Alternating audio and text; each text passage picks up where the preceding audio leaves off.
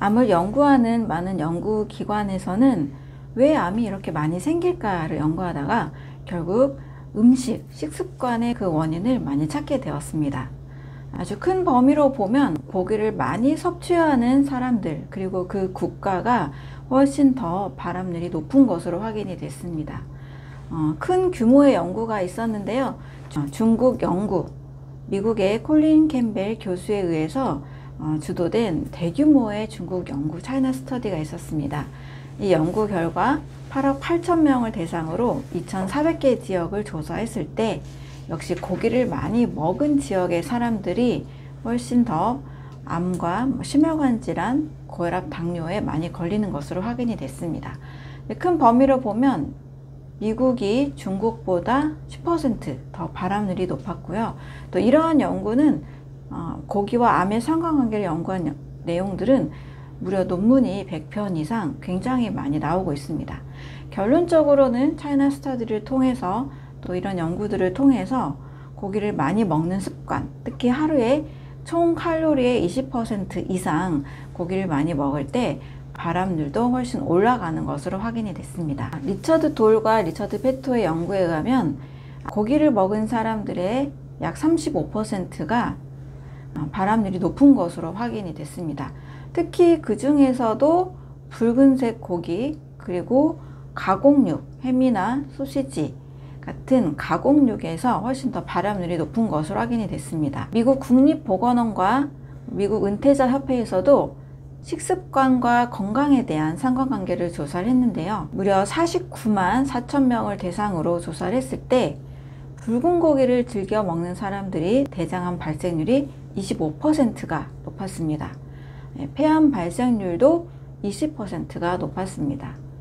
또 식도암과 간암도 고기를 안 먹던 사람들이 고기를 먹는 습관으로 바꿀 때 20%에서 무려 60%까지 발암률이 굉장히 높게 나타났습니다. 또 가공육을 먹었을 때는 특히 어린이들이 이 가공육을 좋아하잖아요. 햄이나 소시지 같은 걸 많이 먹다 보니까 백혈병 발생률이 굉장히 높게 나타났습니다. 어린이 백혈병 발생률이 74%가 증가를 한 것으로 통계가 나왔습니다. 그리고 성인의 경우에도 가공육을 섭취할 때 췌장암이 67%, 방광암이 59% 증가하는 이런 통계들이 나오게 됐습니다.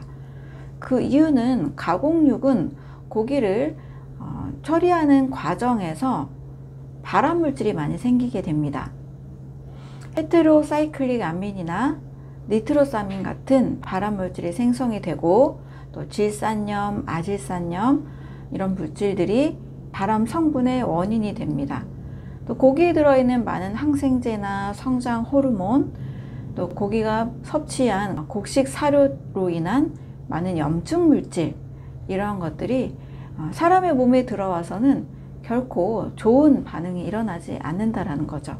단순하게 우리는 단백질을 섭취해야 된다라는 그 단백질에만 굉장히 집중을 하는데요. 고기는 단백질만, 순수한 단백질만 가지고 있는 것이 아닙니다. 대부분의 그 사육 환경에서 많이 오염이 돼 있기도 하고, 또 성장 호르몬과 항생제, 다양한 호르몬의 변화를 일으키는 그런 원인을 제공합니다.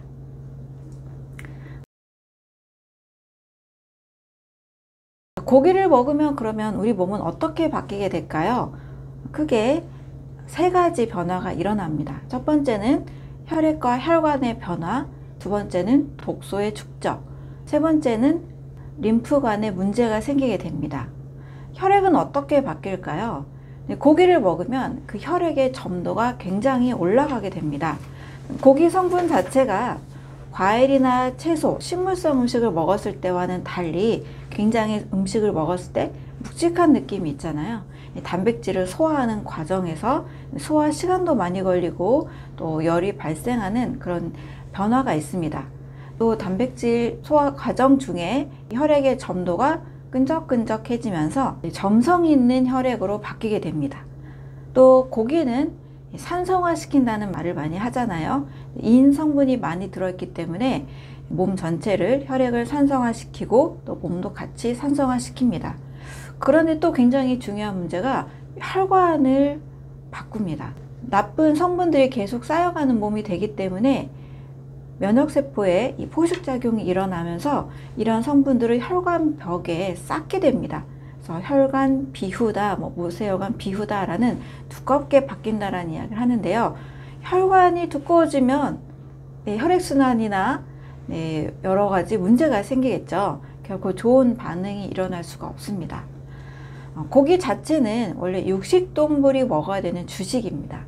그래서 고기를 소화시킬 수 있는 사자나 호랑이 같은 육식동물은 사람보다 이 소화효소, 산의 농도가 4배에서 20배까지 굉장히 강합니다. 이렇게 산으로 확 녹여져야 되는데 사람의 소화효소는 육식동물에 비해서 그렇게 소화할 수 있는 힘이 약하기 때문에 혈액에 많은 물질들이 쌓일 수밖에 없게 됩니다. 두 번째는 불완전 소화가 된다는 뜻입니다. 저는 항상 완전 소화를 강조하는데 이유는 소화 불량은 독소를 만들기 때문입니다. 고기를 잘 소화시키는 육식동물의 경우에는 위산, 산이 굉장히 강합니다. 사람도 위에 산이 있죠. 그런데 사자나 호랑이 같은 육식동물은 사람보다 4배에서 20배까지 굉장히 강합니다. 그러니까 이 동물성 단백질을 산으로 확 녹여주는 거죠. 근데 사람이 먹었을 때 물론 소량 섭취하면 큰 문제가 안 됩니다. 그런데 좀 많이 먹었을 때는 혈관에도 쌓이고 우리 몸속에도 계속 노폐물을 만들어냅니다. 특히 단백질의 대사산물은 암모니아나 요산이나 요소, 인돌, 스카톨 같은 굉장히 유독한 그런 대사산물이 많이 생깁니다. 이런 물질들 때문에 몸에 쌓였을 때 계속 독소를 쌓는 몸이 된다는 겁니다. 자, 세 번째는 바로 이와 같은 이유 때문에 림프관에 문제가 생기게 됩니다. 노폐물의 양이 많다고 생각해 보세요. 집에 하수구를 통해서 나가는 그 쓰레기 물질들이 굉장히 많다라고 생각하시면 아마 하수도가 잘 막히는 것으로 바로 연상이 되실 겁니다. 이와 같은 일이 우리 몸에서 일어나는 거예요. 림프관에서는 여러 노폐물, 지용성 비타민, 지용성 영양소, 또 칼슘이나 마그네슘이나 다양한 성분들이 같이 지나가기도 하고 흡수가 되기도 합니다. 또 면역세포가 지나가는 통로가 되기도 하죠. 그런데 이 고기를 섭취한 뒤에는 노폐물이 굉장히 많다 보니까 림프관이 꽉 차게 되는 거죠. 림프관이 폐색이 되고 정체가 되고 막히는 현상이 일어나게 됩니다. 따라서 지용성 영양소나 또 면역세포가 일할 수 있는 통로들이 계속 막히게 되고 우리 몸은 독소가 계속 쌓이게 되는 거죠. 암이라는 것을 생각하면 일단 정체 현상이 일어난다를 생각하면 됩니다. 림프관도 정체가 되고 혈액 상태도 나빠지고 온몸의 순환이 잘 되지 않는 상태. 자, 이것을 빠르게 만들어주는 식습관이 바로 고기를 많이 먹는 식습관입니다. 그래서 하루 총 칼로리에 15% 20% 굉장히 많이 드시는 분들 계시는데요. 하루 칼로리에 10% 이내로 5% 이내로 섭취하면 더 건강에 좋습니다. 또 동물성 단백질보다 식물성 단백질이 사람의 소화효소가 잘 소화시킬 수 있는 더 적절한 형태라는 것도 꼭 기억하시면 좋겠습니다.